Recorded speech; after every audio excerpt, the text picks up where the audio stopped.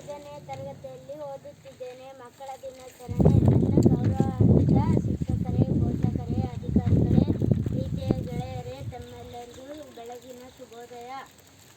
ಭಾರತದಲ್ಲಿ ಮಕ್ಕಳ ದಿನಾಚರಣೆಯ ಇತಿಹಾಸ 1956ರ ಹಿಂದಿನದು. ಮಕ್ಕಳ ಹಕ್ಕುಗಳು, ಆರೈಕೆ ಮತ್ತು ಶಿಕ್ಷಣದ ಬಗ್ಗೆ ಜಾಗೃತಿ ಮೂಡಿಸಲು ಭಾರತಾದ್ಯಂತ ಮಕ್ಕಳ ದಿನವನ್ನು ಆಚರಿಸಲಾಗುತ್ತದೆ.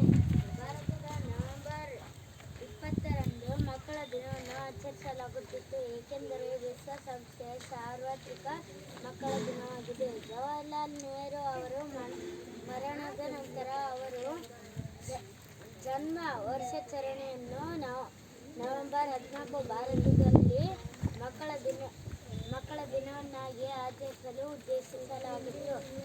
ಭಾರತದ ಪ್ರಥಮ ಪ್ರಧಾನಿ ಜವಾಹರಲಾಲ್ ನೆಹರೂರನ್ನು ಮಕ್ಕಳು ಚಾಚಾ ನೆಹರು ಎಂದು ಪ್ರೀತಿಯಿಂದ ಕರೆಯಲ್ಪಡುವ ಅವರ ಮಕ್ಕಳಿಗೆ ಶಿಕ್ಷಣವನ್ನು ಪೂರೈಸಬೇಕೆಂದು ಸಲಹೆ ನೀಡಿದರು.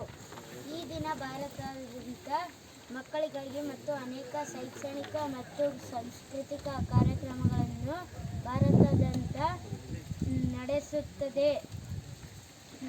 ಟುಮಾರೋ ಈಸ್ ಯುವರ್ಸ್ ಎಂದರೆ ನಾಳೆ ನಿಮ್ಮದು ಎಂದು ನೆಹರು ಅವರು ಭಾರತದ ತರುಣ ಪೀಳಿಗೆಯನ್ನು ಉದ್ದೇಶಿಸಿ ನುಡಿಯುತ್ತಿದ್ದರು. ದೇಶಕ್ಕಾಗಿ ಹೋರಾಡಿದ ಮಹಾನ್ ನಾಯಕರಲ್ಲಿ ಇವರು ಒಬ್ಬರಾಗಿದ್ದರು. ದೇಶದ ಪ್ರಪ್ರಥಮ ಪ್ರಧಾನಿಯಾಗಿ ಆದರ್ಶ ಜೀವನ ನಡೆಸುವವರು